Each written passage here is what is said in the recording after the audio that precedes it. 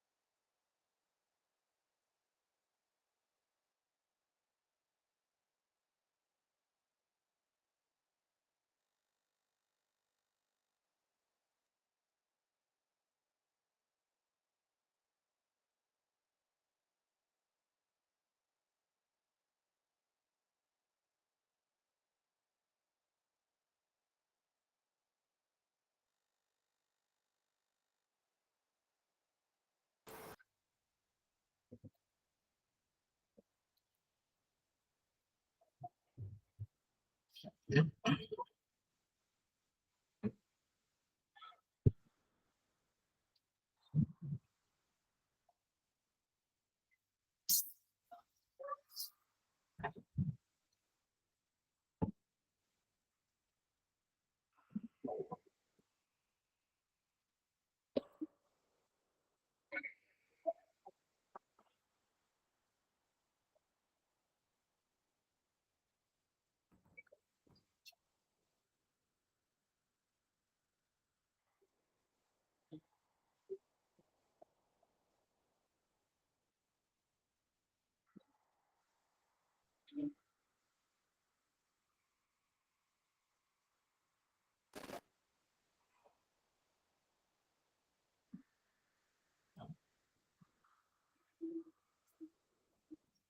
mulai aja gimana kakak-kakak sambil nunggu yang lain.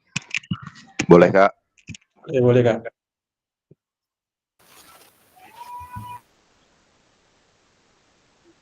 Oke, assalamualaikum warahmatullahi wabarakatuh. Nah, hari ini adalah pertemuan kita yang ke-7, tetap main ke-7 kakak-kakak ya. Jadi sebelum kita masuk ke materi, saya minta satu orang untuk memimpin doa dulu. Kak Dodi, boleh Kak Dodi pimpin doa Kak Dodi? Baik teman-teman, sebelum kita memulai tatap maya kita yang ke-7 pada hari ini, malah kita berdoa agar pelaksanaan tatap maya nanti dapat berjalan dengan lancar. Berdoa, mulai.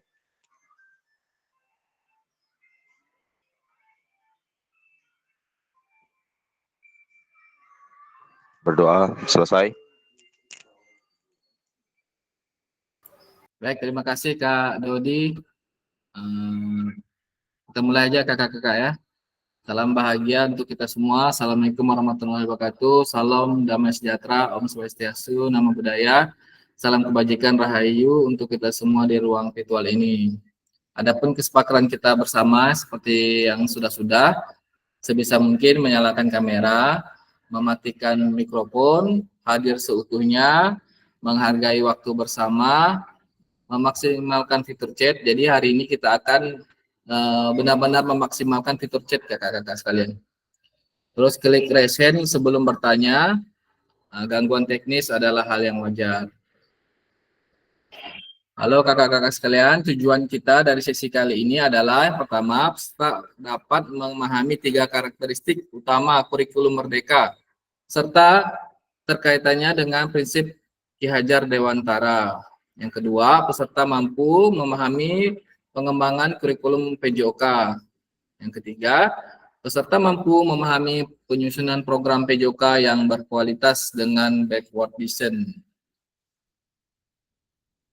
Agenda kita hari ini kakak-kakak, yang pertama tentang background design, yang kedua pengembangan kurikulum PJOK, yang ketiga pemikiran Ki Hajar Dewantara dan kurikulum Merdeka. Kita masuk ke aktivitas pertama kakak-kakak. Backward design dalam pengembangan kurikulum PJOK. Menurut kakak-kakak, dari skala 1 sampai 10, kira-kira seberapa dalam pemahaman kakak-kakak tentang kurikulum PJOK? Boleh dituliskan di dalam kolom chat kakak-kakak. Kira-kira kakak-kakak seberapa dalam pemahamannya dalam tentang kurikulum PJOK? Skalanya dari 1 sampai 10. Kalau 10 itu berarti sudah memahami betul. Kalau dari 1 sampai 5 itu masih kurang memahami. Boleh kan kakak-kakak? Silakan tulis di kolom chat.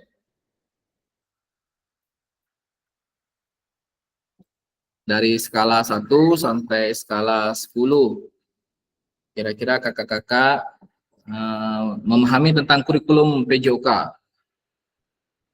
Bukan kurikulum Merdeka kakak-kakak ya, kurikulum khusus untuk PJOK.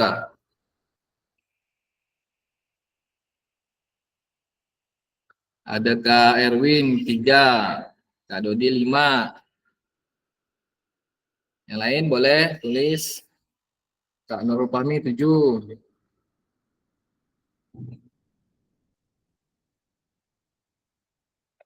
Yang lain boleh Kak? Kak Tia boleh Kak tuliskan skala dari 1 sampai 10 kira-kira Kakak itu seberapa dalam pemahamannya tentang kurikulum PJOK Kakak. Boleh tuliskan di kolom chat Kak Tia.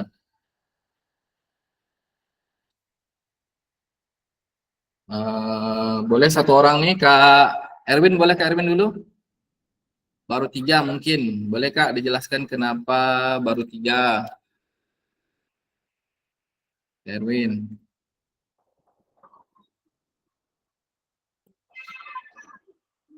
Silakan Kak. Kalau menurut saya masih awam untuk kurikulum PJOK. Saya masih belum memahami secara penuh. Tapi kalau untuk background kurikulum Merdeka mungkin saya bisa memahami. Tapi untuk yang kurikulum Merdeka, mengapa saya mengisi 3? Karena pemahaman saya masih sedikit untuk itu. Hanya itu Kak. Terima kasih. Baik, terima kasih Kak Erwin. Kenapa memilih 3? Karena mungkin masih belum memahami dengan baik ya Kak. Boleh Kak eh, Nurul Fahmi, boleh Kak Nurul Fahmi, kenapa memilih 7 Kak?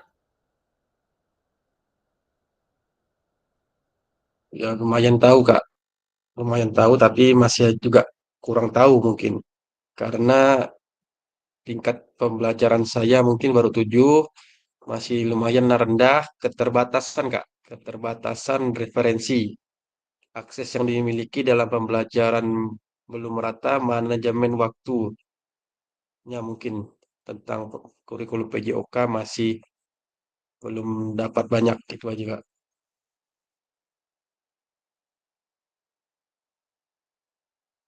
Halo? Ya Kak, maaf tadi ada orang telepon. Gimana Kak Nurul Fahmi? Oh iya Kak. Oh, mungkin baru 7 itu tahap dibilang ya lumayan lah, atau setelah ditendang, yaitu masih rendah lah. Kedua, mungkin keterbatasan referensi, Kak, dan akses-akses dalam pembelajaran PJOK yang dimiliki saya masih belum merata itu, Kak. Baik, terima kasih Kak Nurul Fahmi. Kenapa memilih 7? Tadi karena masih belum memahami betul Kak ya. Boleh yang 5 nih, antara Kak Doni dengan Kak Tia nih. Boleh salah satunya mewakili. Kak Tia, boleh Kak Tia? 5 karena masih banyak kayaknya yang harus dipelajari. Boleh Kak Tia? Berbagi Kak, kenapa memilih nomor 5 Kak? Ini setengah nih. Kenapa Kak Tia?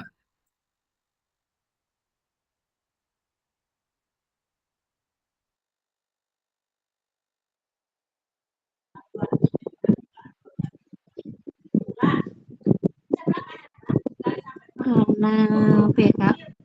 Karena 5 ini kan setengah-setengah nih, jadi saya masih banyak belajar, perlu mendapat informasi yang dari yang lain, sharing juga, lebih meningkatkan lagi lah dengan perkembangan zaman ini kan banyak perubahan-perubahan atau inovasi baru-baru lagi.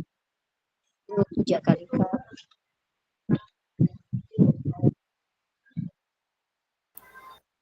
Baik 7 sih Kak. Baik, terima kasih Kak Tia. Karena masih banyak yang harus pelajari kakak-kakak ya.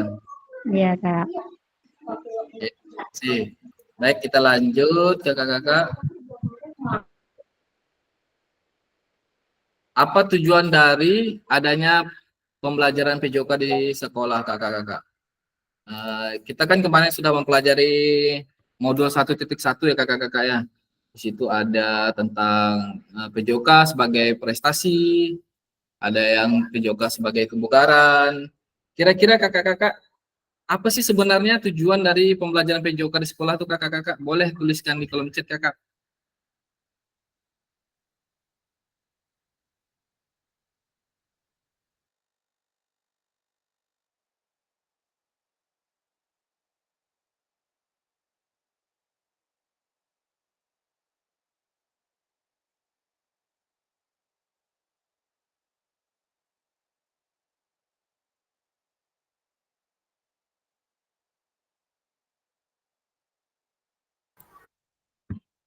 Kira-kira apakah kakak tujuan dari pembelajaran PJOK di sekolah? Boleh kak tuliskan di kolom chat kak. Hari ini kita diminta untuk memaksimalkan kolom chat kakak-kakak. Jadi semua jawabannya silahkan tulis di kolom chat kakak-kakak.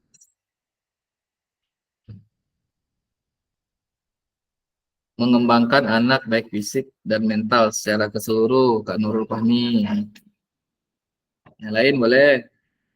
Kira-kira apa sih tujuan sebenarnya dalam pembelajaran PJOK di sekolah itu? PJOK bertujuan untuk mengembangkan anak secara keseluruhan melalui kegiatan jasmani, bukan hanya pengembangan fisik saja, melainkan juga pengembangan mental, sosial, emosional, intelektual, dan kesehatan secara keseluruh. Kak Dodi, boleh yang lain? Kira-kira apa sih sebenarnya tujuan dari pembelajaran PJOK?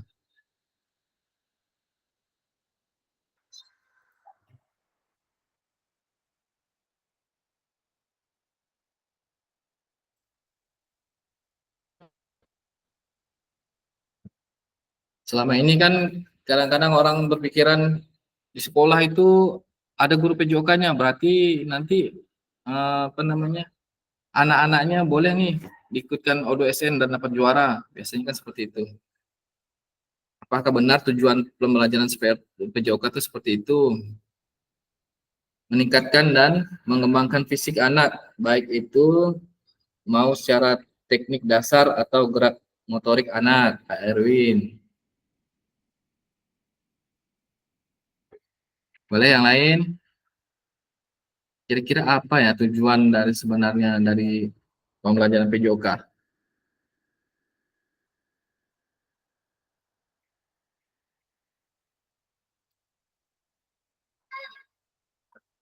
Boleh Kak Dodi ini lengkap nih kayaknya nih. Boleh jelaskan Kak Dodi? Berbagi Kak Dodi atas jawabannya Kak Dodi.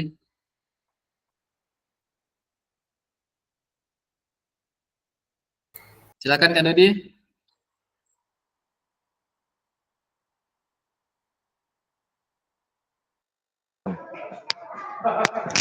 Izin Kak, kenapa ya Kak? Soalnya tadi lagi keluar sebentar. Boleh berbagi Kak Dodi atas jawabannya nih Kak. PJOK bertujuan Oh. untuk mengembangkan anak. Silakan Kak Dodi. Oke, baik. Terima kasih Kak Angga. Kenapa saya menjawab PJOK itu untuk mengembangkan anak secara keseluruhan. Jadi selama ini tuh PJOK itu seperti yang Kak Angga bilang tadi. Kalau ada guru PJOK berarti udah SN, anak bisa berprestasi. Nah gitu. Menghilangkan paradigma itu Kak. Bahwa PJOK itu tidak serta-merta jatuhnya cuma prestasi. Tapi juga bisa menciptakan anak yang sehat secara jasmani dan juga sehat secara rohani juga. Jadi secara psikologi anak melalui PJOK karena contohnya sederhana itu anak itu mungkin sudah mumet kalau di dalam kelas pembelajaran yang sifatnya teori. Tapi ketika bertemu dengan pelajaran olahraga itu bahagianya luar biasa. Nah, jadi PJOK tidak serta-merta untuk prestasi tapi juga bisa mengembangkan fisik anak, emosional anak, sosial juga karena di dalamnya ada pembelajaran tentang itu, entah belajar kelompok, entah main olahraga tim, pasti ada sosialnya juga. Nah itu Kak menurut saya, kenapa saya menjawab seperti itu. Terima kasih Kak Angga. Baik, terima kasih Kak Dodi atas jawabannya. Boleh yang lain tuliskan di kolom chat kakak-kakak. Sebenarnya tujuan dari pembelajaran PJOK di sekolah itu apa? Ini ada Kak Tia, pengembangan aktivitas pengetahuan gerak dan keterampilan gerak, mengembangkan bakat dan minat siswa.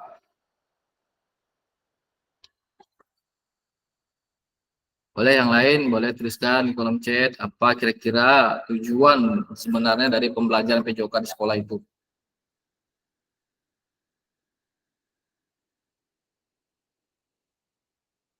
Sambil menunggu yang lain, kita lanjut ya kakak-kakak. Sebenarnya tujuan pembelajaran PJOK di sekolah itu adalah pendidikan jasmani, kesehatan olahraga PJOK bertujuan sebagai pembelajaran bagi peserta didik dalam yang pertama, mengembangkan, menerapkan, dan mengevaluasi keterampilan konsep strategi gerak yang akan menjadi disposisi untuk berprestasi. berpartisipasi dalam berbagai aktivitas jasmani dengan penuh kepercayaan diri, kompetensi dan aktivitas seperti yang dijelaskan Kak Dodi tadi itu. Terus yang kedua, membantu memberi dukungan mereka dalam memilih gaya hidup sehat dan aktif secara jasmani. Jadi kita hanya membantu dan memberi dukungan saja kakak-kakak untuk mereka memilih gaya hidup yang sehat dan aktif secara jasmani. Kita tidak ada hak untuk menentukan gaya hidup sehat bagi peserta didik kita, tapi kita hanya diminta untuk membantu dan mengembangkan, mendukung mereka dalam memilih gaya hidup sehat. Terus yang ketiga, membangun dan menerapkan keterampilan sosial dan emosional melalui konteks pembelajaran yang menekankan nilai-nilai fair play, kerjasama tim, dan inklusivitas kerjasama. Terus yang keempat, menerapkan apresiasi dan mengembangkan sikap positif untuk aktif secara jasmani sepanjang hayat sebagai upaya peningkatan keseluruhan kualitas hidup. Jadi intinya, tujuan dari pembelajaran PJOK itu adalah kita memberikan pengajaran PJOK-nya sebagai secara utuh, secara jasmani sepanjang hayat, supaya mereka itu memiliki minat gerak untuk memilih gaya hidup yang sehat, seperti itu kakak-kakak. Jadi kita tidak ada hak untuk menentukan gaya hidup mereka ini harus sehat, harus ini, karena ada guru PJOK-nya berarti siswa-siswanya sehat-sehat semua. Tidak seperti itu kakak-kakak. Dan ada juga bilang ada guru PJOK-nya berarti nanti ODOSN-nya sekolah ini akan meningkat. Tidak juga seperti itu kakak-kakak. Jadi tugas dari guru hanya mengajarkan gerak PJOK secara menyeluruh untuk diterapkan sepanjang hayat bagi peserta didik kakak-kakak. Jadi kalau misalkan ada anak yang berbakat, misalkan di dalam renang ada bakat nih, kita pelajaran PJOK, mereka ada bakat, kita hanya bisa menyalurkan atau menyuruh mereka masuk di dalam klub. Disitulah mereka nanti berprestasinya kakak. Jadi kita hanya memberikan arahan atau mendukung mereka. Seperti itu kakak. Karena dalam PJOK itu banyak sekali kakak-kakak pembelajarannya. Kalau kita semua yang menghandle prestasi mereka, ada bulu tangkis, ada atletik, ada renang, silat, karate, dan sebagainya. Seperti itu kakak-kakak. Kita lanjut. Mari kita berdiskusi secara sesuai pernyataan pada slide berikutnya. Silakan tulis di kolom chat kakak-kakak atau resen untuk menyampaikan pendapat kakak-kakak sekalian. Terlepas dari kurikulum apapun, apakah selama ini kakak-kakak sudah memahami dengan baik tujuan mata pelajaran dan menjadikan sebagai acuan? Kita tahu tujuan mata pelajaran itu diturunkan dari CP kakak-kakak ya. Kira-kira kurikulum yang pernah kita pelajari kan, mungkin ada kakak-kakak dari KTSP, terus K13, dan sekarang kurikulum Merdeka. Boleh kakak-kakak tuliskan di kolom chat, kira-kira memahami tidak apa tujuan mata pelajaran sebagai acuan kita kakak-kakak. Terlepas dari 3 kurikulum tadi, KTSP, K13, dan kurikulum Merdeka. Silakan kakak-kakak tulis di kolom chatnya.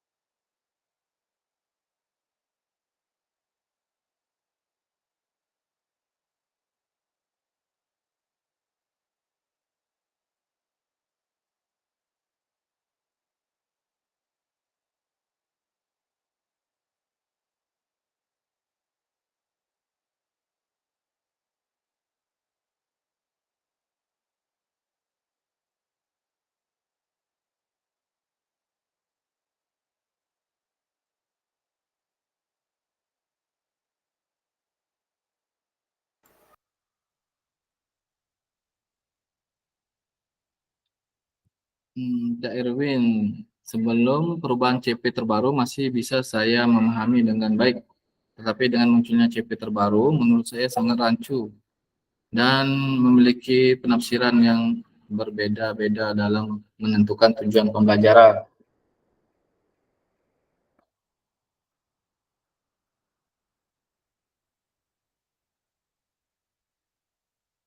Boleh kakak-kakak tuliskan di kolom chat.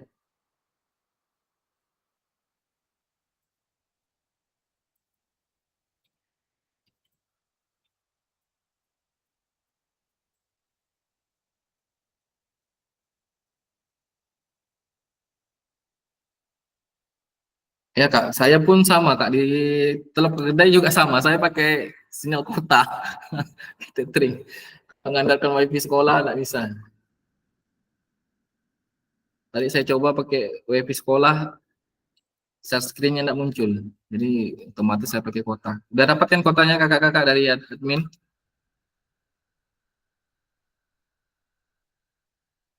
Boleh kakak-kakak tuliskan, kira-kira siapa ya yang mengalami 3 kurikulum? Kurikulum KTSP, kurikulum Merdeka, dan kurikulum K13. Boleh berbagi kakak-kakak tentang tujuan mata pelajaran kita, PJOK, dari 3 kurikulum itu, kira-kira gimana?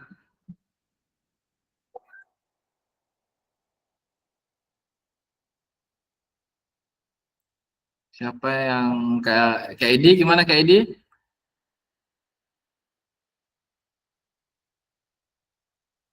Kak Edi sepertinya sudah mengalami 3 kurikulum, KTSP,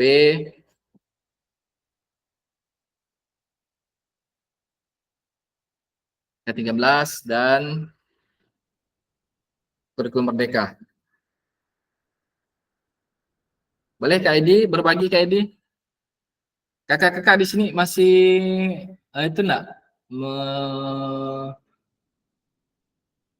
menggunakan metode servis, misalkan servis atas dalam 1 menit 3 kali atau 4 kali gitu. Servis bawah 1 menit berapa kali mereka dapat. Kira-kira masih enggak memakai tujuan pembelajaran seperti itu kakak-kakak? Boleh berbagi Kak Edi?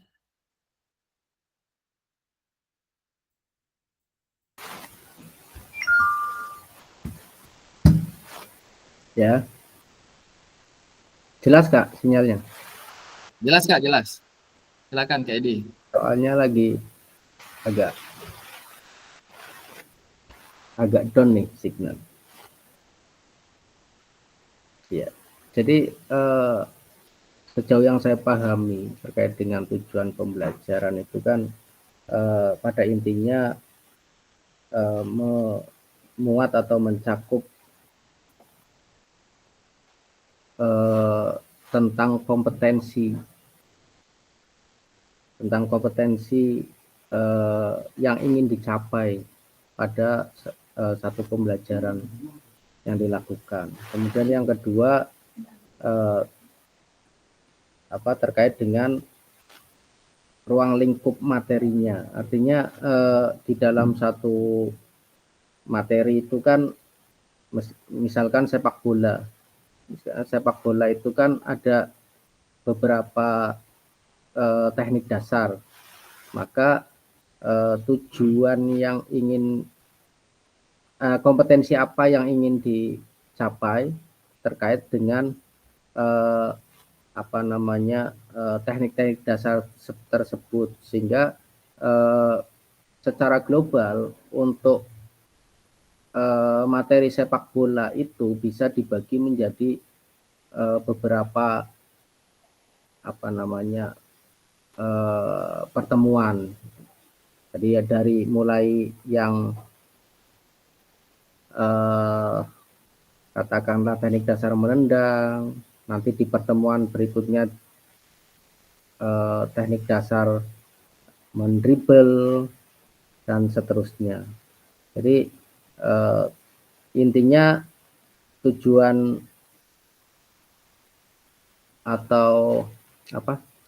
dari pembelajaran PJOK itu harus memuat tentang kompetensi yang ingin dicapai, disesuaikan dengan materi yang disampaikan. Itu Kak. Baik, terima kasih Kak Edi. Kakak masih ingat enggak dulu yang mengalami KTSP? Mungkin pemanasannya dulu cuman pemanasan statis dan dinamis. Kalau yang K13 dan kurikulum merdeka mungkin itu ada ditambah permainan, kakak. Masih ingat enggak kakak? Nah, itu salah satu juga mengubah kurikulum itu, mengubah dari tujuan mata pembelajaran kita, kakak. Baik, kita lanjut ya kakak. Dalam konteks kurikulum merdeka, apakah tujuan-tujuan ini bisa dicapai, kakak? Kira-kira bisa enggak, kakak? Tujuan-tujuan yang tadi disampaikan tuh bisa enggak kira-kira tercapai? Memahami tujuan umum penting sebagai acuan untuk memahami muara akhir pembelajaran. Untuk mencapai tujuan umum ini, pemerintah sudah menurunkan ke dalam CP dan mempersilahkan guru atau satuan pendidik untuk menurunkannya lagi ke dalam TP. Jadi kita diminta untuk menurunkan lagi CP yang sudah ditetapkan oleh pemerintah. Untuk menetapkan TP kita harus melihat juga kondisi sekolah, peserta didiknya, terus juga materinya yang akan kita ajarkan sesuai enggak kira-kira di sekolah kita. Kalau sesuai boleh kita laksanakan, kalau tidak sesuai boleh kita cari alternatif lain. Bagaimana memastikan agar pengajaran yang kita lakukan benar-benar menyasar tujuan pembelajaran?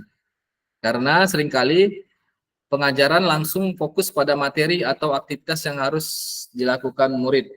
Nah, pernah enggak kakak-kakak misalkan ngajar renang misalkan, kita hari ini materi renang gaya bebas misalkan, jadi anak-anak langsung gaya bebas berenang.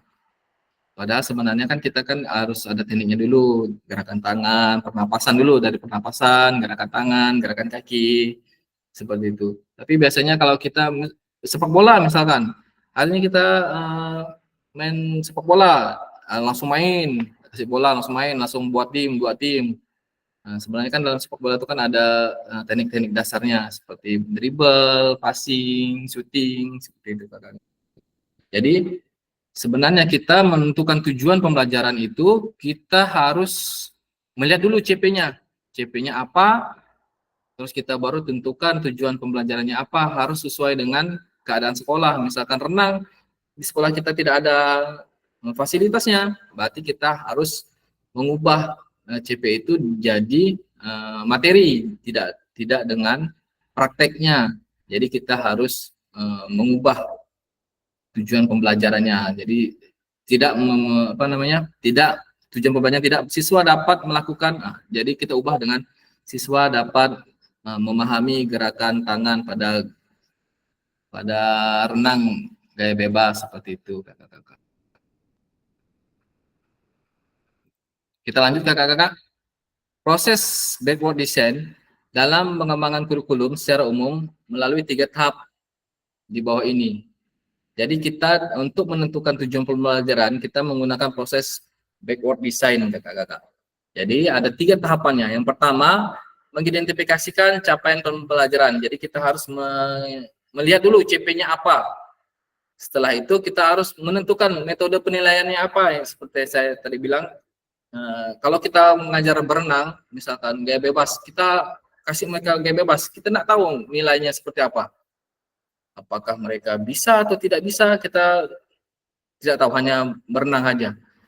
Nah, jadi kita harus menentukan dulu nilainya nih, kira-kira nih apa yang mau kita ambil nih, gerak dasar tangannya kah, kakinya kah, atau jaraknya 50 meter misalkan.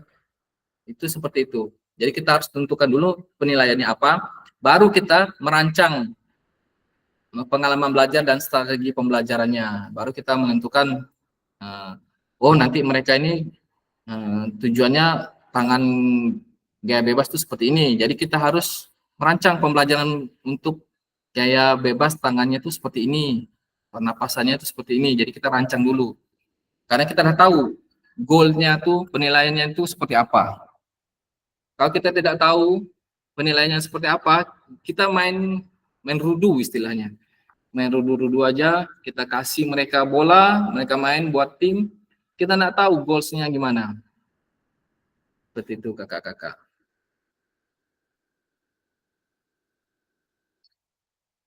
Di sini ada pesan kunci untuk breakwork design, merupakan proses sistematis yang memastikan kesesuaian kurikulum dengan capaian pembelajaran yang diinginkan. Breakwork design juga pada akhirnya membantu guru menyelaraskan antara tujuan, langkah pembelajaran, dan penilaian. Jadi tujuannya itu sebenarnya untuk menentukan arah tujuan, langkah pembelajaran, dan penilaian, kakak-kakak.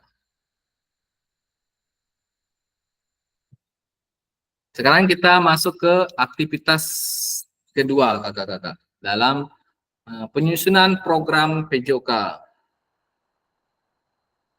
Kurikulum berbasis standar, manakah yang benar definisi di bawah ini, kakak-kakak?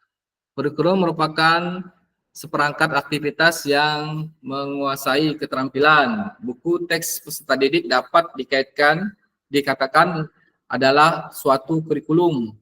Atau kurikulum adalah satuan standar untuk mengetahui apa yang peserta didik harus pelajari meliputi keterampilan, pengetahuan, dan sikap. Jadi yang benar adalah yang ketiga, kakak-kakak ya. Jadi buku itu bukan satuan kurikulum, kakak-kakak. Ataupun juga seperangkat aktivitas, itu juga bukan kurikulum, kakak-kakak. Kurikulum adalah satuan standar untuk mengetahui apa yang peserta didik harus pelajari, meliputi keterampilannya, pengetahuannya, maupun sikapnya.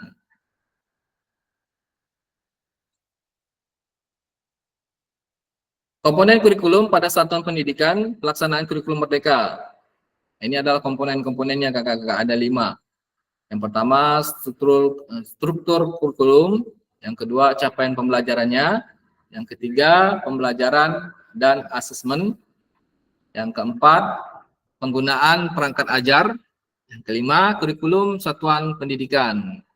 Komponen kurikulum satuan pendidikan dikembangkan dan digunakan di satuan pendidikan terdiri dari karakteristik satuan pendidikan, visi misinya juga, dan tujuan juga satuan pendidikan.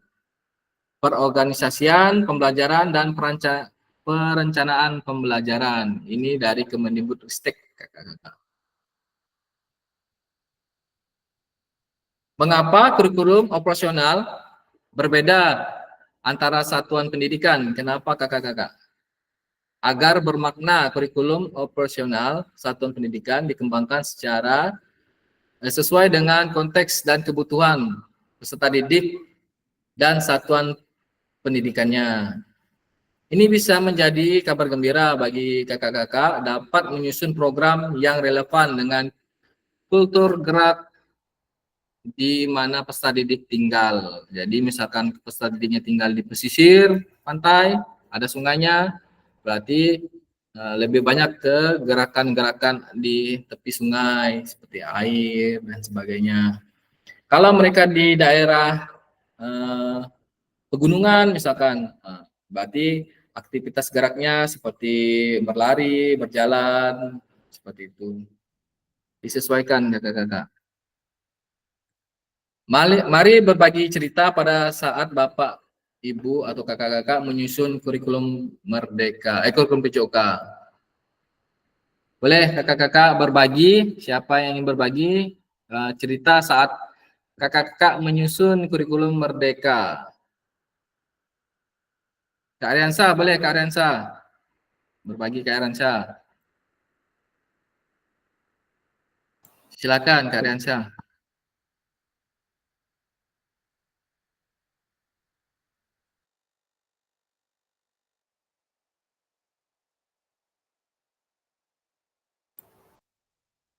Kak Ariansa, boleh? Silakan Kak Ariansa berbagi cerita saat kakak-kakak menyusun kurikulum merdeka.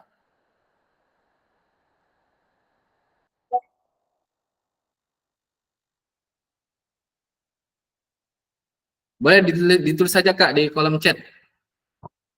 Ditulis saja Kak di kolom chat Kak, nanti saya bacakan. Gimana ceritanya kakak-kakak menyusun kurikulum PJOK? Boleh yang lain juga boleh ceritakan di kolom chat. eh, Bagaimana ceritanya kakak-kakak menyusun kurikulum PJOK selama ini di sekolah kakak-kakak sekalian.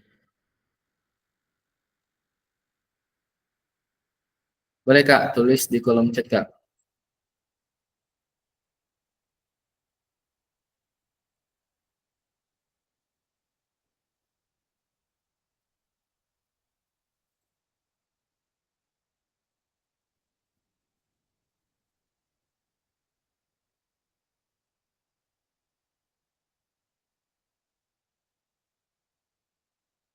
Silakan kakak-kakak tulis ceritanya ketika kakak-kakak menyusun kurikulum PJOK.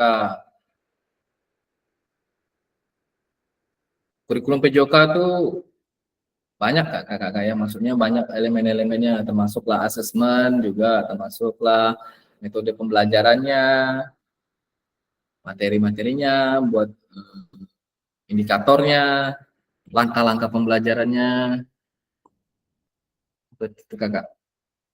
Boleh kakak-kakak tulis di kolom chat, ceritakan bagaimana cara kakak-kakak menyusun kurikulum PJOK selama ini.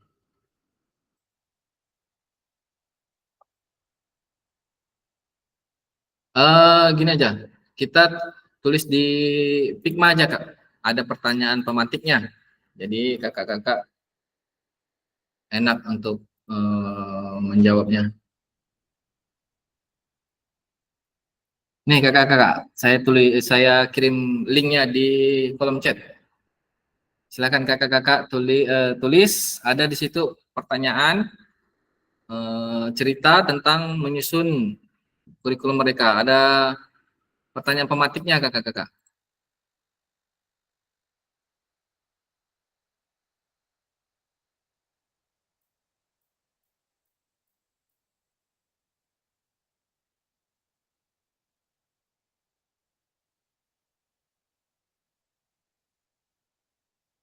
Boleh Kak Tia, tulis Kak Tia, pilih juga warnanya bebas. Dia mau warna apa? Dari pertanyaan pertama dulu kakak-kakak ya.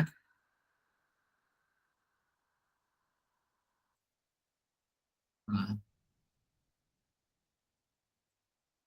bagaimana kakak-kakak selama ini merancang program PJOK sebagai bagian dari pengembangan kurikulum atau pelajaran PJOK?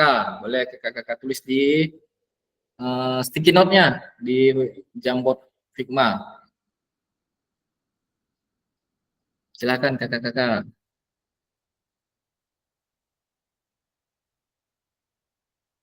Linknya saya kirim juga di grup.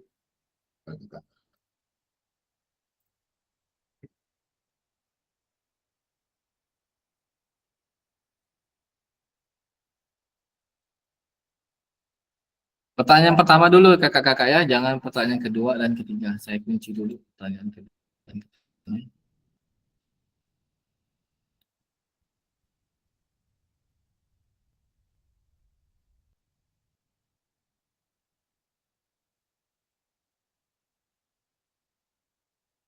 Silakan kakak-kakak tulis di sticky note Jamboard bagaimana kakak-kakak selama ini merancang program PJOK sebagai bagian dari pengembangan kurikulum mata pelajaran PJOK.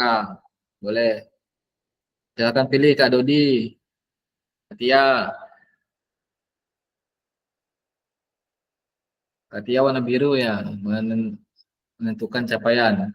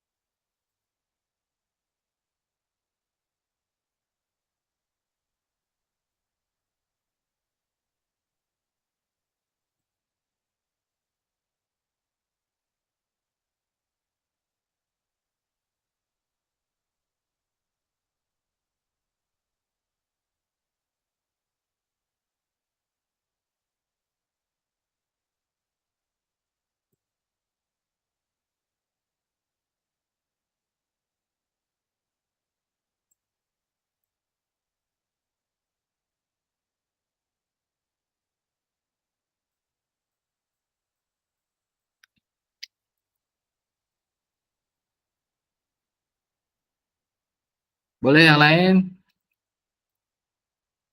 Masuk ke Figma, baru baru 3 orang nih, Kak Dodi, Kak Erwin, sama Kak Tia. Kak Tina kemana ya Kak Tina ya?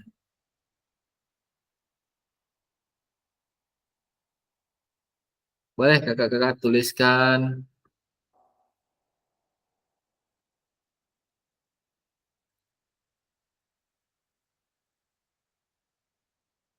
Boleh kan apa-apa back WA. Nanti saya kopikan ke Figma-nya.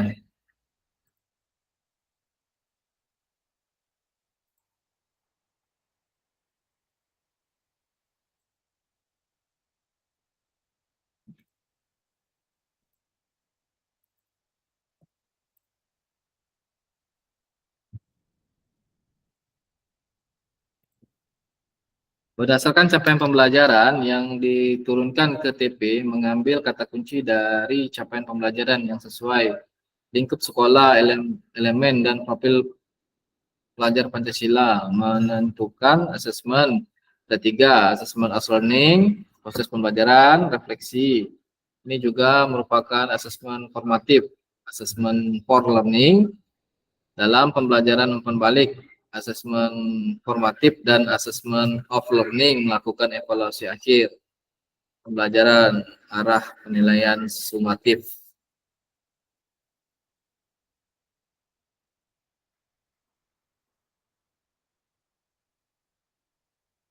Menentukan capaian berupa kemampuan dan keterampilan peserta didik berolahraga dengan baik.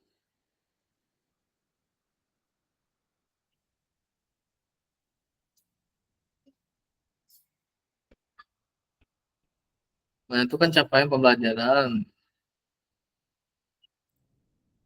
Boleh yang lain tulis di Figma kita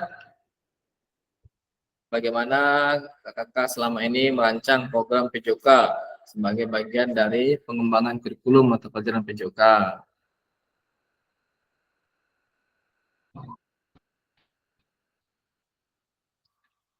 Boleh kakak, tulis dulu di Word, boleh nanti di copy, dipastekan ke situ, boleh.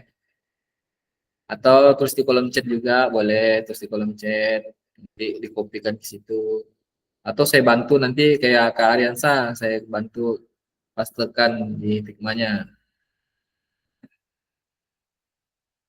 Ternyata di Telepegadaian kuat juga sinyalnya ya. Saya kira tadi tak mampu.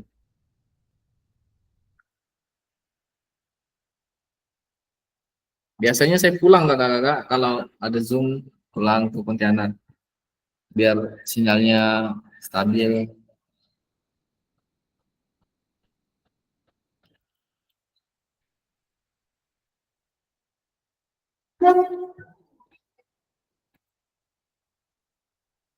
Kak Dodi menentukan capaian pembelajaran setelah adanya asesmen awal, menentukan TP yang jelas, memilih materi yang relevan, menggunakan pendekatan pembelajaran yang inovatif. Karena maunya Adanya diketik nih Kak, ya, nggak mau diketik. ditulis di kolom chat boleh Kak atau di WA kan aja di grup boleh Oke oke Kak. jawabannya. Nanti saya kopikan ke situ.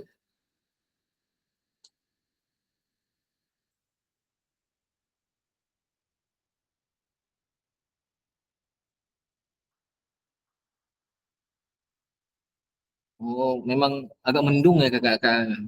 Makanya sinyal kita ini agak gangguan sedikitnya.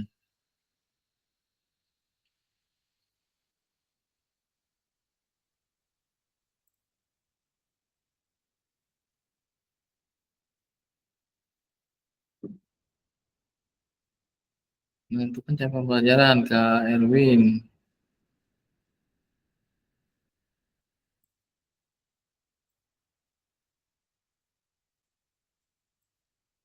Pertama, saya menentukan tujuan pembelajaran PJOK yang menyusun lingkup sekolah, baik visi misi maupun lingkup sekolah sekitar. Lingkungan sekitar seperti meningkatkan kebugaran fisik, keterampilan motorik.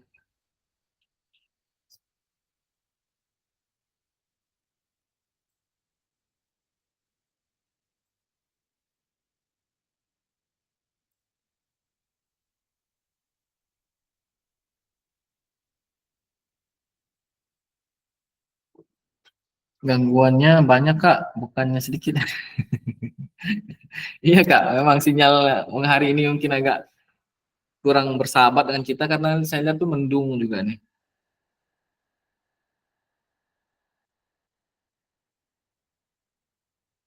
Boleh Kak ID tulis di kolom chat juga boleh Kak ID, nanti saya kopikan. Saya merancang program PJOK dengan pendekatan holistik, mempertimbangkan aspek fisik, emosional, dan emosional, emosi, dan sosial murid.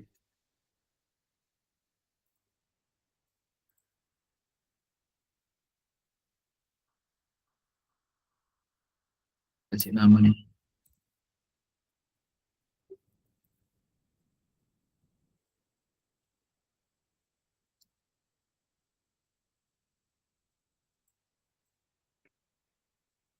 Ini punya nomor.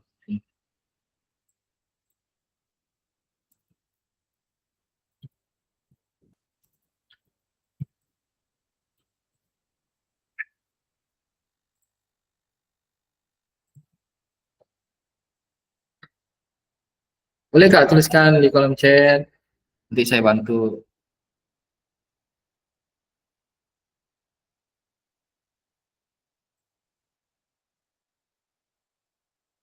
Kira-kira ada yang mau berbagi enggak tentang pertanyaan nomor 1 ini?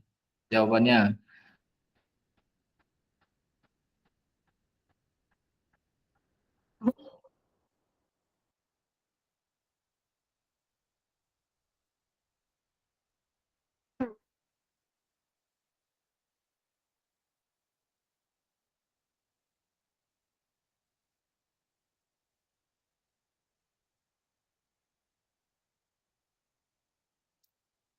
Boleh Kak Erwin? Berbagi Kak Erwin atas jawabannya Kak Erwin di Figma tadi, Jamboard.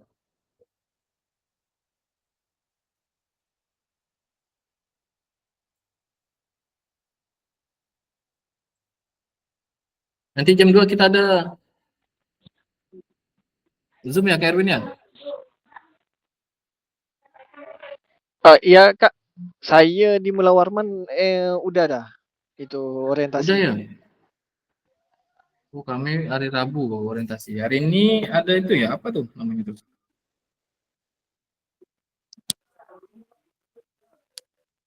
Apa tuh? Hari ini jam 2 BGP se-Indonesia. Webinar UKG, BPG. Boleh Kak Erwin berbagi Kak Erwin, jawabannya Kak Erwin.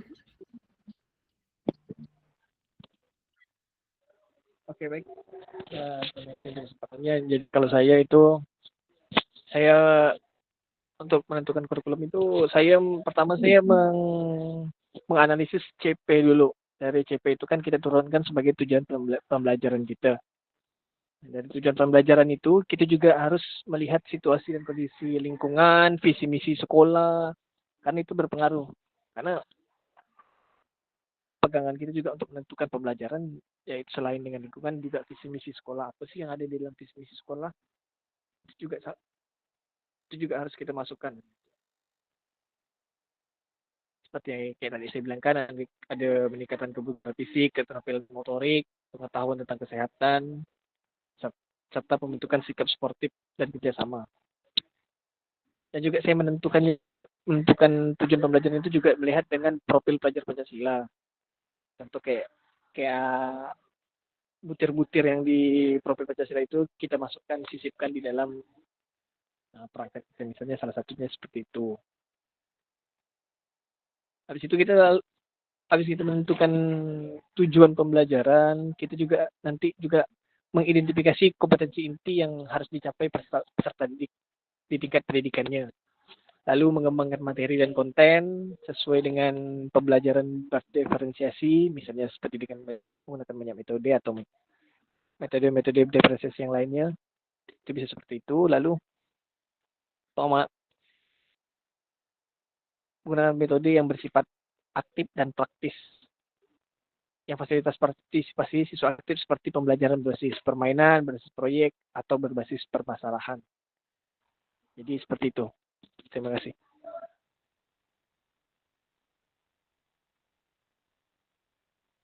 Baik, terima kasih Kak Erwin. Boleh reaksinya kawan-kawan atas jawaban Kak Erwin. Boleh Kak Tia juga, Kak Tia, boleh Kak Tia berbagi, Kak Tia? Menentukan capaian berupa kemampuan dan keterampilan peserta didik berolahraga dengan baik. Boleh Kak Tia berbagi pada teman-temannya gimana jawabannya Kak Tia tentang merancang program PJOK. Boleh Kak Tia, silakan.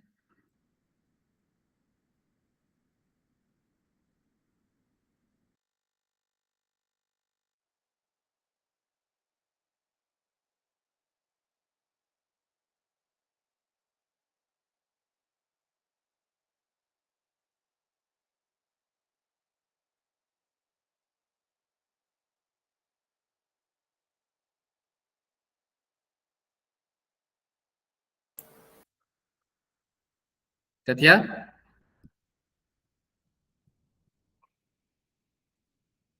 Suaranya enggak kedengaran. Suaranya tidak ada Kak Tia?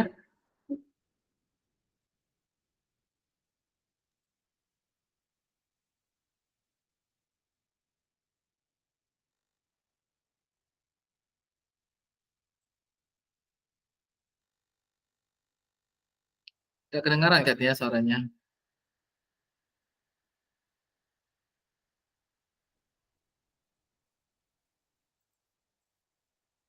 Oke, tekan suara Kak ya. Boleh Kak Nurul Fahmi, boleh Kak Nurul Fahmi. Berbagi Kak Nurul Fahmi atas jawabannya Kak Nurul. Oke, mungkin saya akan sedikitlah berbagi, mudah-mudahan benar atau salahnya saya tahu juga. Yaitu mungkin bagaimana Bapak Ibu selama ini merancang program PJOK sebagai bagian dari pengembangan kurikulum mata pelajaran PJOK yang saya terapkan selama ini mungkin yaitu merancangnya dengan pendekatan yaitu pendekatan holistik. Holistik itu dalam arti kata yaitu dengan cara pandang yang menyeluruh atau secara keseluruhan yang menekankan pada pemahaman yaitu pendekatan atau metode. Sedangkan lanjutnya yaitu mempertimbangkan aspek fisik dari peserta didik.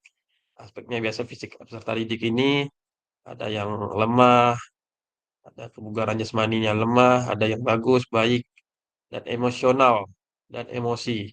Jadi emosionalnya juga saya rancang untuk dalam programnya ini, misal emosi anaknya ini gimana, semangat atau tidak dia mengikuti, nah, itu juga gimana. Dan sosial, sosial murid misalnya dari lingkungannya, lingkungan dari peserta didik itu keluarganya gimana. Jadi itu Mas saya pertimbangkan untuk sebagai bagian dari pengembangan kurikulum mata pelajaran PJOK di sekolahan. Itu aja Kakak Angga.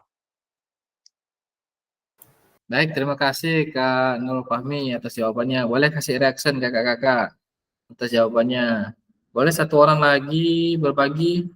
Apa ya? Kak Ariansa bisa Kak Ariansa? Adakah suaranya Kak Ariansa? Masih Kak?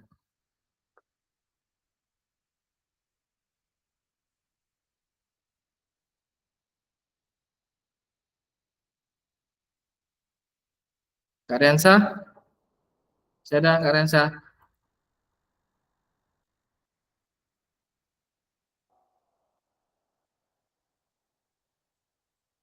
Oh, tak bisa ya. Oke lah.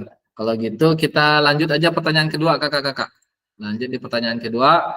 Apa saja yang selama ini kakak-kakak anggap menjadi suatu yang bernilai untuk dipelajari murid di kelas PJOK? Silakan kakak-kakak tulis jawabannya. Yang tidak bisa nanti saya bantu tulis di situ. Saya kopikan.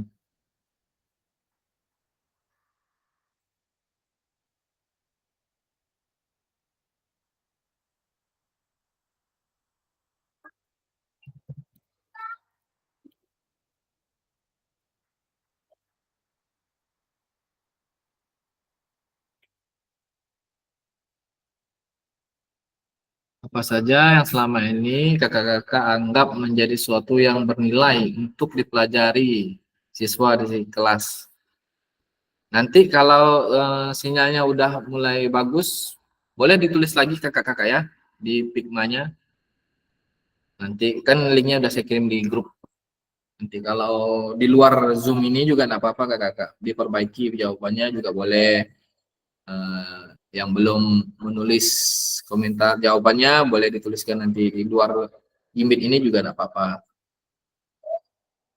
Karena kita keterbatasan eh, sinyal kakak-kakak ya. Kak Dodi juga udah mulai putus-putus katanya suaranya, sudah mulai hujan. Alhamdulillah di sini cerah ada ini. Kayaknya nggak jadi hujan di sini. Keterentang kayaknya apa? Mendung ya. Boleh kakak-kakak tuliskan jawabannya kakak-kakak. Apa yang kakak-kakak anggap menjadi sesuatu yang bernilai yang dipelajari siswa di kelas PJOK, kira-kira apa kakak-kakak? Oh iya, speakmannya sedih kunci ya, saya lupa buka. Dah, saya lupa Kak. Saya kunci tadi.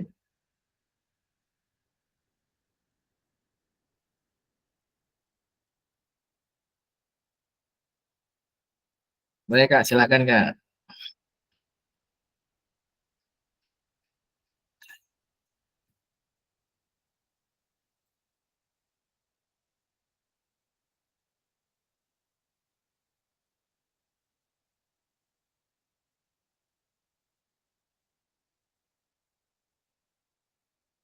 Kira-kira selama ini kakak-kakak anggap menjadi sesuatu yang bernilai untuk dipelajari siswa di dalam kelas PJOK.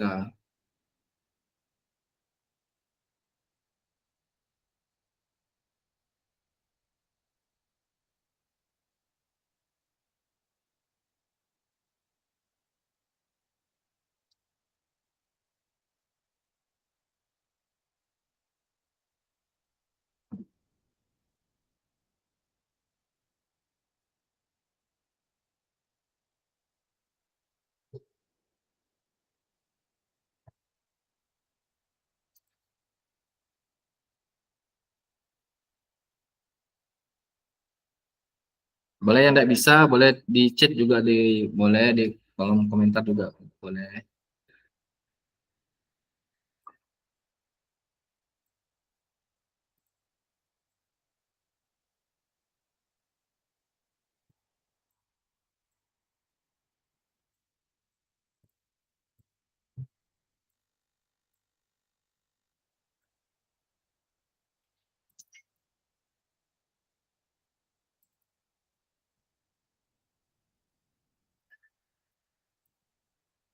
Ada beberapa hal.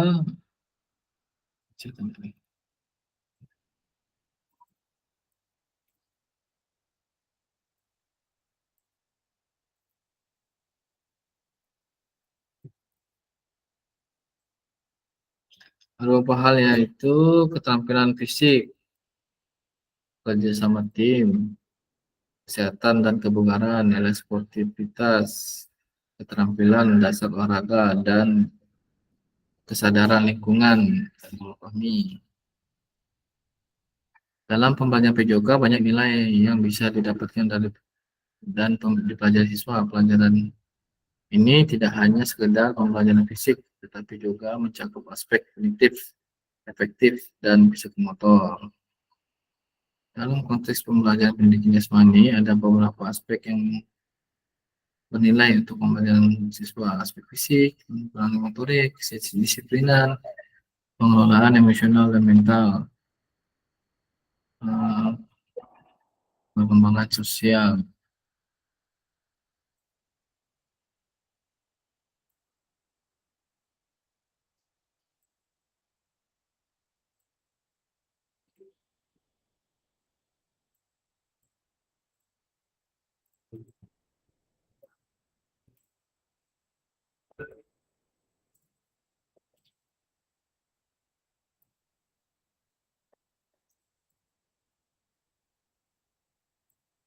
Pengembangan individu anak secara menyeluruh artinya meliputi aspek organik.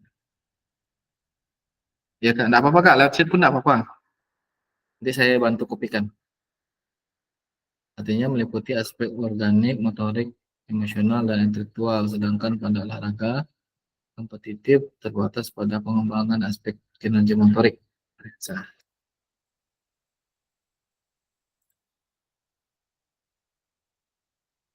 Edi nomor 1, merancang program PJOK mengacu pada komponen inti yang harus dicapai yang mencakup. Oke.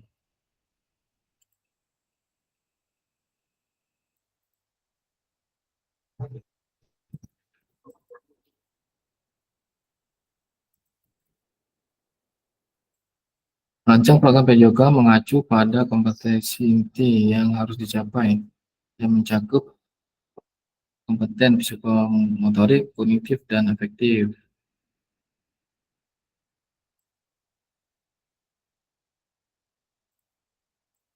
Nomor 2 boleh Kak ID, tulis lagi Kak ID. Jawaban untuk nomor 2 apa saja yang selama ini kakak-kakak anggap menjadi sesuatu yang bernilai untuk dipelajari siswa di kelas PJOK.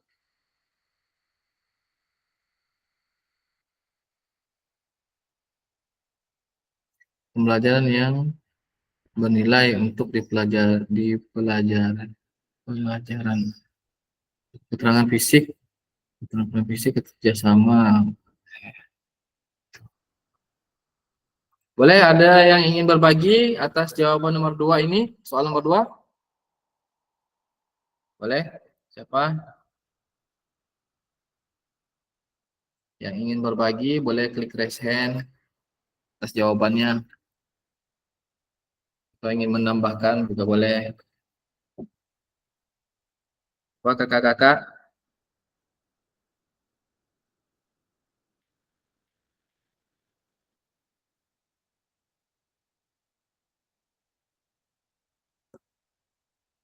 Kak Nurul Fahmi, boleh Kak Nurul Fahmi berbagi Kak Nurul Fahmi atas jawabannya Kak Nurul Fahmi? Jawaban soal nomor 2. Oke, ya Kak. Jadi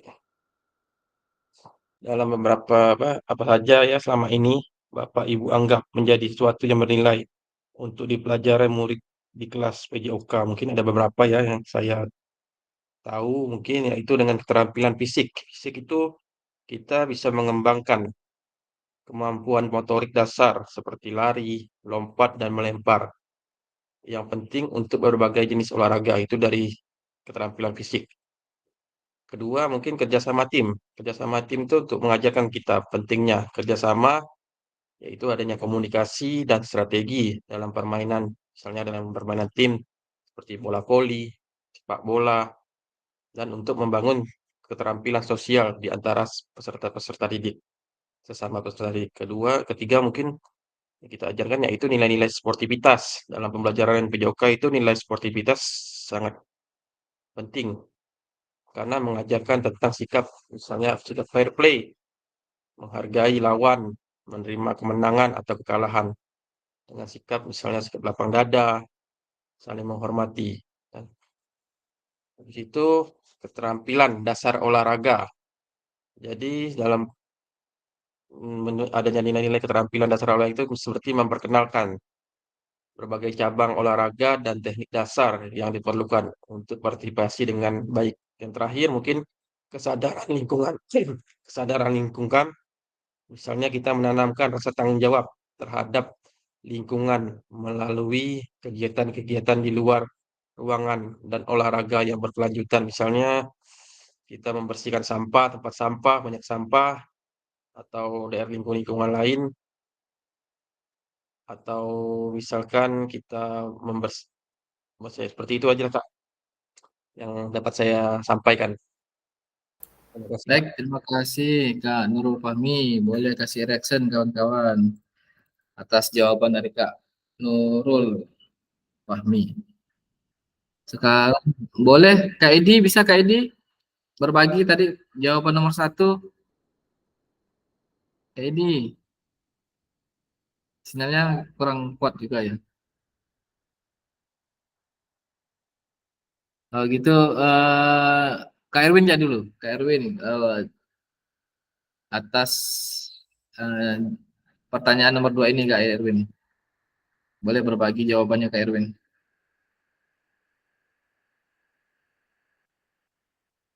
Silakan Kak Erwin.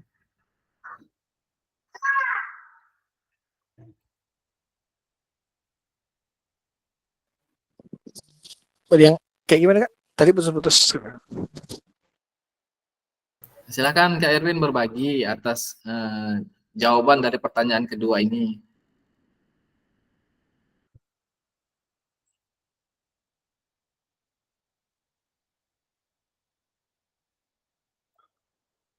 Gimana Kak Erwin?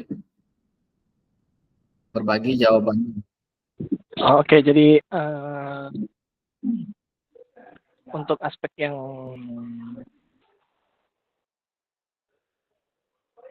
yang bernilai bagi saya itu ada 5, yaitu aspek fisik, perkembangan dan keterampilan motorik, kedisiplinan, pengelolaan emosi dan mental, perkembangan sosial. Kenapa seperti itu? Karena seperti yang kita ketahui, basic dasar kegiatan kita ini adalah kegiatannya aspek fisik.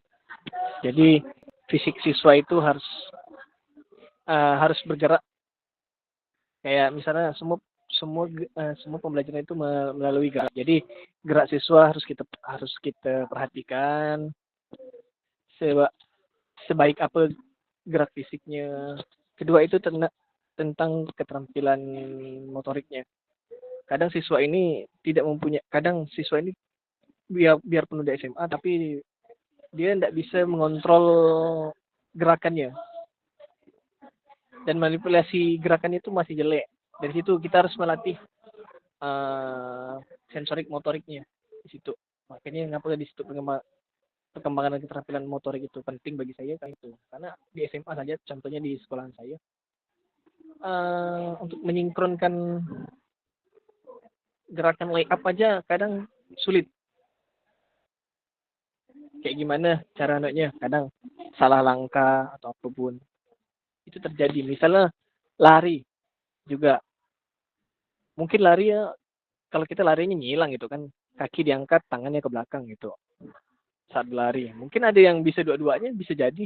Tidak menutup kemungkinan karena motoriknya belum terlatih dengan baik. Itu salah satunya, itu contohnya. Lalu menurut saya kedisiplinan. Mengapa kedisiplinan penting? Karena dari disiplin ini kita bisa melihat siswa kita ke depannya seperti apa, menjadi siswa yang seperti apa. Makanya kedisiplinan ini penting bagi saya. Lalu pengelolaan emosional dan mental. Lalu bagaimana kita mengelola emosi siswa, bagaimana ada siswa ini kan sebelumnya habis banyak pembelajaran tuh yang berada di dalam kelas. Bagaimana cara kita mengelola emosi mereka biar mereka tuh senang di dalam di pelajaran PJOK itu sendiri. Yang tadinya mereka mentalnya, kan sekarang ini anak-anak ini kan udah agak peduli tentang mental.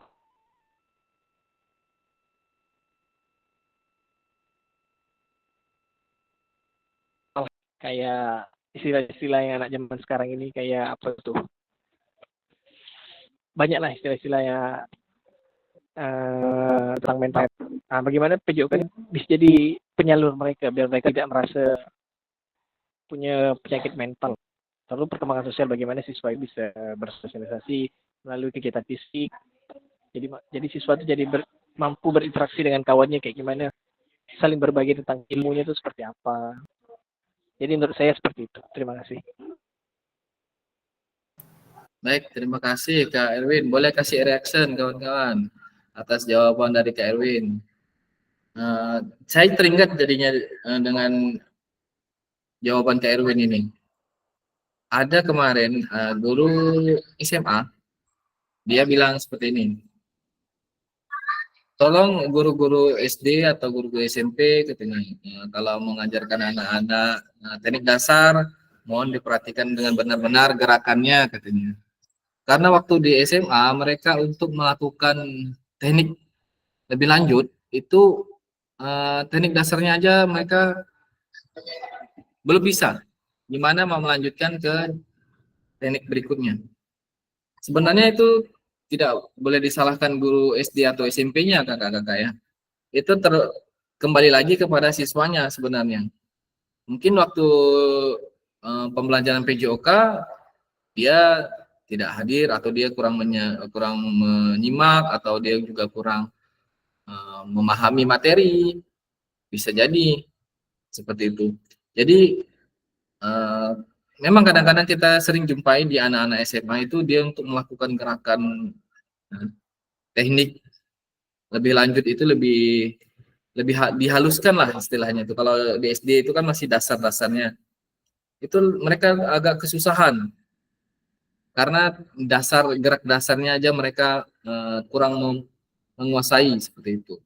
Jadi kita tidak boleh sebenarnya sebagai guru itu menyalahkan atau menjudge anak ini SD-nya, SMP-nya kurang nih, katanya gurunya kurang ngajarkan ini dari dasarnya. Sebenarnya tidak boleh kata-katain. Ada seperti itu guru-guru SMA PJOK. Padahal kita tahu sebenarnya banyak faktor yang mempengaruhi keterampilan siswa tersebut ya kakak-kakak ya. Boleh sekarang kita lanjut ke pertanyaan yang ketiga kakak-kakak. Bagaimana kakak-kakak akan mengintegrasikan itu semua ke dalam proses pengembangan kurikulum mata pelajaran PJOK sekarang yang berlaku? Yang tadi kakak-kakak sampaikan apa tuh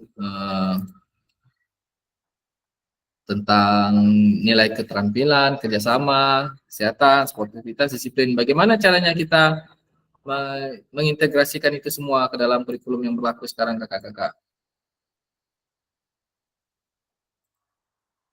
Silakan kakak-kakak.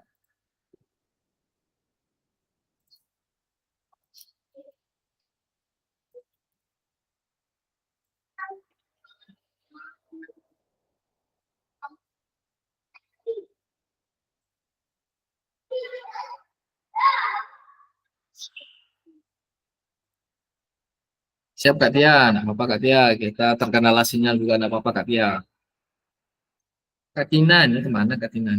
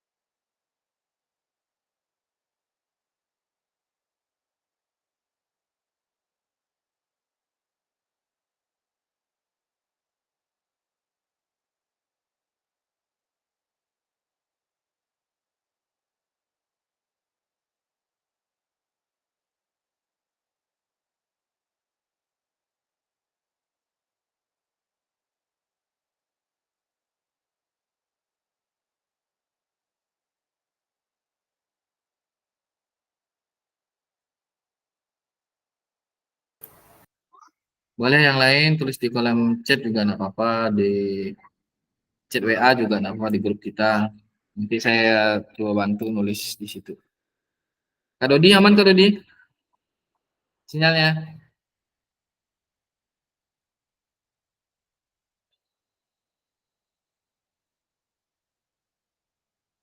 Gimana Kak Dodi, aman sinyalnya Kak Dodi? Silakan Kak Dodi, jawab pertanyaan nomor 3.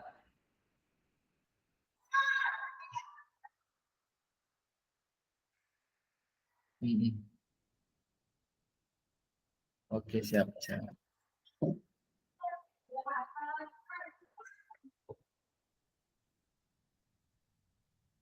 Boleh yang Kak Nurul Fahmi boleh di kolom chat, Kak Edi boleh, Kak Tia juga boleh di kolom chat, nanti saya bantu nulis di sini.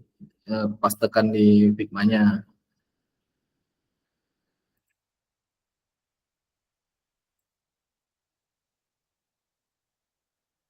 Bagaimana kakak-kakak akan mengintegrasikan itu semua yang tadi di jawaban nomor 2 itu dalam proses pengembangan kurikulum mata pelajaran PJOK yang sekarang berlaku.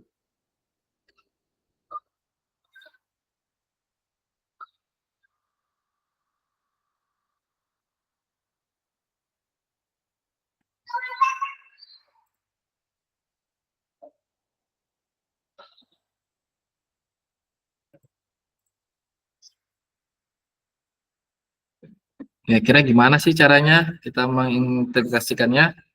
Ada jawaban nomor 1 tadi, ada yang menilai, ada yang bilang keterampilannya, kerjasamanya, sportivitas, disiplin, dan sebagainya. Bagaimana caranya kita mengintegrasikan itu semua dalam proses pengembangan kurikulum mata pelajaran PJOK yang sekarang?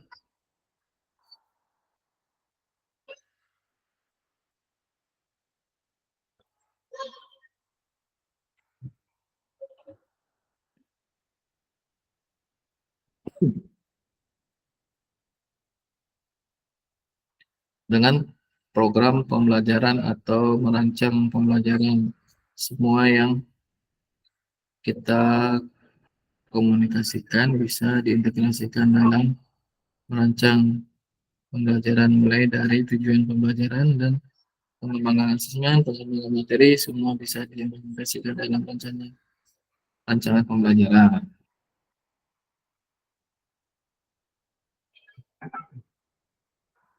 Boleh? Kak Erwin berbagi, Kak Erwin, biar cepat Kak Erwin. Berbagi atas jawaban nomor 3, Kak Erwin. Waduh, saya Gimana, gimana? oke baik. Saya lanjut lagi. Nah, Nah, kalau saya dengan apa bisa kita mengintegrasikan hal tersebut, kita bisa mengintegrasikannya dengan program pembelajaran atau rancangan pembelajaran. Jadi semua yang udah kita kemukakan di awal tadi, semuanya itu sebenarnya itu adalah awal untuk kita membuat yang namanya rancangan pembelajaran.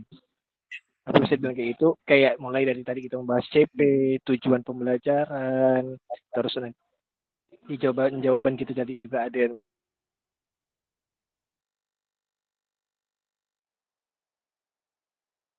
tentang materi, tentang asesmen juga di awal materi sebelumnya.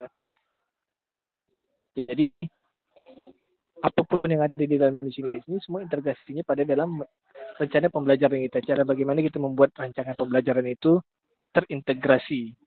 Semuanya itu saling berkaitan. Baik modelnya, mau apa yang isi elemen di dalam itu. Jadi semuanya itu udah ada di dalam program pembelajaran. Terima kasih. baik, terima kasih Kak Erwin. Jadi Kak Erwin lagi nih jawabnya. Kasih reaction kawan-kawan. Boleh Kak Nurul Fahmi satu lagi lah, Kak Nurul Fahmi. Atas jawabannya Kak Nurul. Ya, Kak. Berbagi Kak Nurul. Ya, oke lah. Silakan. Juga seperti saya sependapat dengan Kak Erwin ya. Saya hanya menambahkan, jadi kita mungkin dengan saya menambahkan itu dengan memetakan ke dalam kategori-kategori seperti tingkat pendidikannya, tingkat pendidikan siswa, mata pelajarannya itu yang kita ajarkan, sehingga dengan begitu kita semua guru-guru akan mendapatkan kurikulum yang efektif untuk menjadikan pembelajaran, dan juga setelah kita memetakan dan dapat solusi dan sesuai kurikulum itu sesuai proses pengembangan kurikulum mata pelajaran PJOK itu dapat sesuai dengan kebutuhan siswa yang akan kita berikan pembelajaran. Itu aja, Kak. Baik, terima kasih Kak Nurul. Boleh kasih reaction kakak-kakak atas jawaban dari Kak Nurul.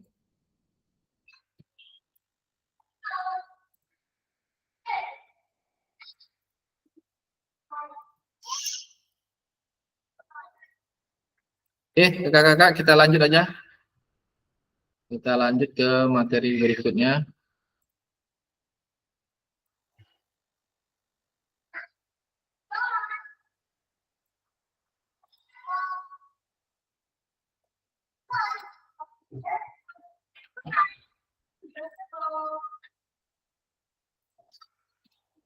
Ini tadi jawaban nomor 1 juga udah dijawab, 2, 3 udah. Sekarang ada 6 faktor yang mempengaruhi pengembangan program PJOK kakak-kakak. Yang pertama itu kebutuhan dan karakteristik peserta didiknya. Masing-masing karakteristik peserta didik itu kan berbeda-beda. Jadi sesuai kebutuhan mereka. Terus konteks masyarakatnya. Nah, kita lihat adat budaya setempat kakak-kakak. Terus waktunya. Waktunya itu pagi, siang, sore. Terus alokasi waktu jam pelajarannya juga.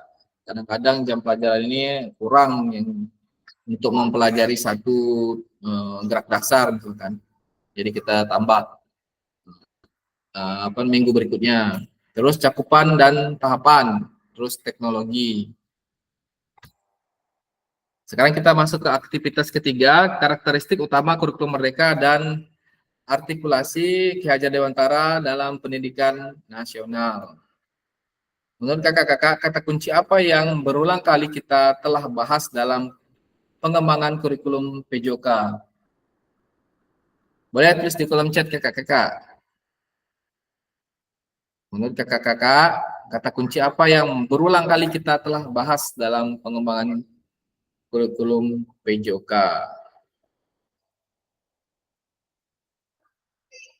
Kira-kira kata kunci apa sih yang dari tadi kita kita bahas dalam karakteristik kurikulum PJOK?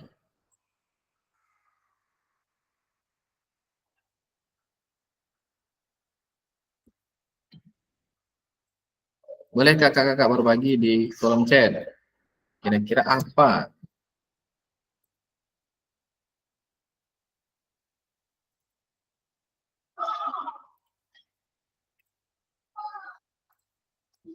Kira-kira apa kata kunci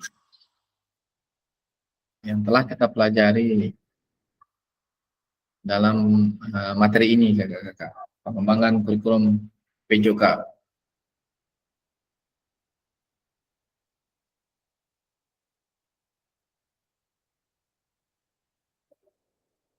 Merancang pembelajaran, kata kuncinya kakak-kakaknya. Iya, merencanakan pembelajaran.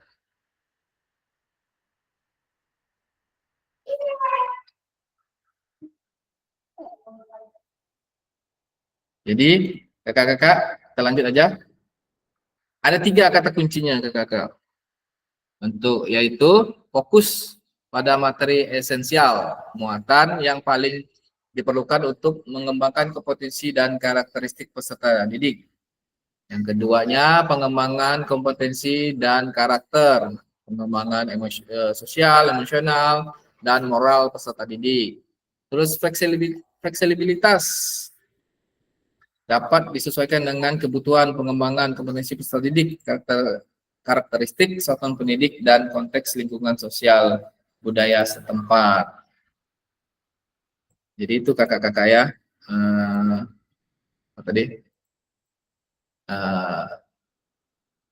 kata kunci yang telah kita bahas dalam materi hari ini. Baik, kita lanjut kakak-kakak. Mari kita diskusikan pemikiran Ki Hajar Dewantara secara lebih jauh lagi kakak-kakak dan mengingatkannya dengan karakteristik kurikulum merdeka.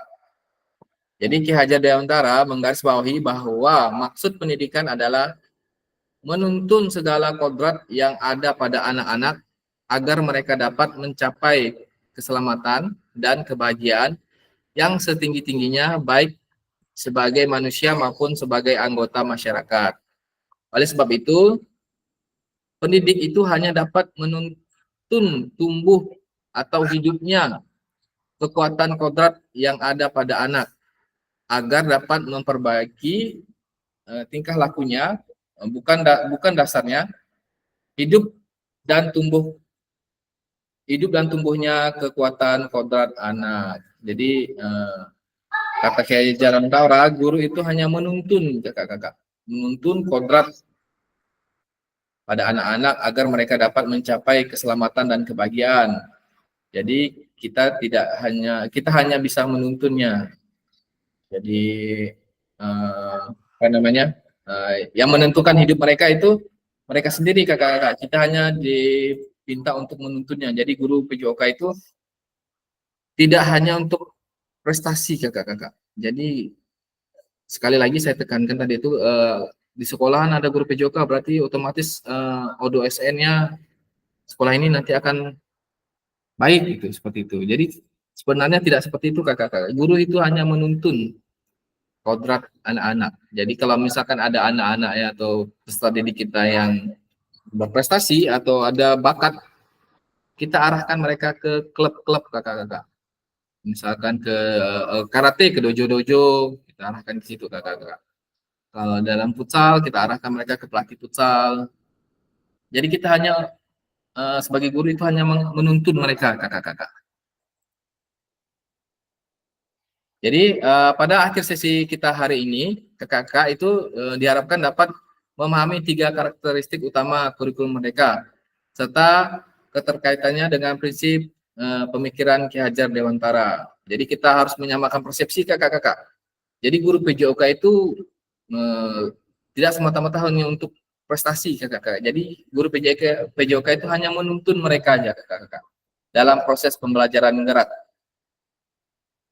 Jadi yang kedua, peserta mampu memahami pengembangan kurikulum PJOK. Jadi kakak-kakak diminta untuk bisa mengembangkan kurikulum PJOK yang ada di sekolah kakak-kakak dari beberapa aspek tadi. Terus yang ketiga, peserta mampu memahami penyusunan program PJOK yang berkualitas dengan backward listen. Jadi backward listen tadi itu kita tentukan tujuannya, terus kita tentukan penilaiannya, baru kita tentukan langkah-langkah pembelajarannya yang akan kita lakukan. Seperti itu kakak-kakak. Baik kakak-kakak, kita telah sampai pada sesi terakhir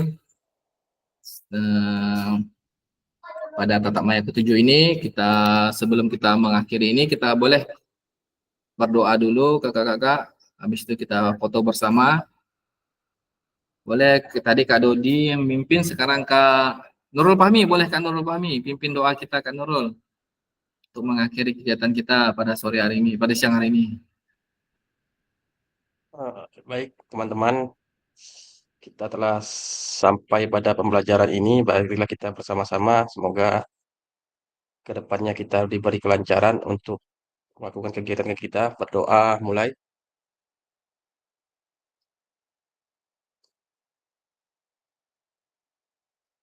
Doa selesai. Baik Angga, saya kembalikan. Baik, terima kasih Kak Nurul Fahmi. Boleh kakak-kakak kita open cam dulu, kita foto-foto dulu kakak-kakak. Sesi foto bersama dulu kakak-kakak.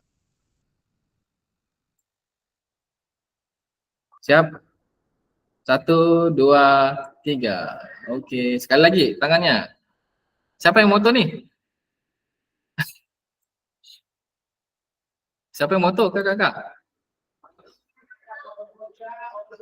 Tangannya boleh. 1, 2, 3. Siapa yang moto nih? Siapa yang moto? Kak Dodi, foto Kak Dodi. Siap. Saya foto. Saya main hitung-hitung ya. 1, 2, 3. Oke, sekali lagi 1, 2, 3. Oke, sip. Oke, terima kasih kakak-kakak. Selamat beraktivitas kembali. Semoga sehat dan kita akan ketemu lagi di Gmeet yang ke-8 tanggal 3 ya Kak ya. 3 Kak. Tanggal 3 ya. Oke. Siap. Oh Kak, maaf Kak, pulsa memang belum masuk ke Kak. Itu. Belum ada masuk Kak? Kawan-kawan ada belum? Kalau saya soalnya memang belum. Kalau yang lain Takut- gimana? Belum, Kak, belum. Kami Fasil udah Kak. berarti Kemarin kalian- saya tanyakan ke admin, katanya tunggu Kak, katanya lagi proses katanya. Oh iya, berarti kan kalau misalnya kawan-kawan juga belum kan, berarti kita semuanya emang belum gitu Kak maksudnya. Belum. Hmm. Nunggu-nunggu kan nih. Iya, nanti sambungkan lagi. Soalnya kami Fasil udah Kak. Oke, siap-siap. Oke, siap. Terima kasih kakak-kakak semua. Yo Kak. Assalamualaikum. Salam.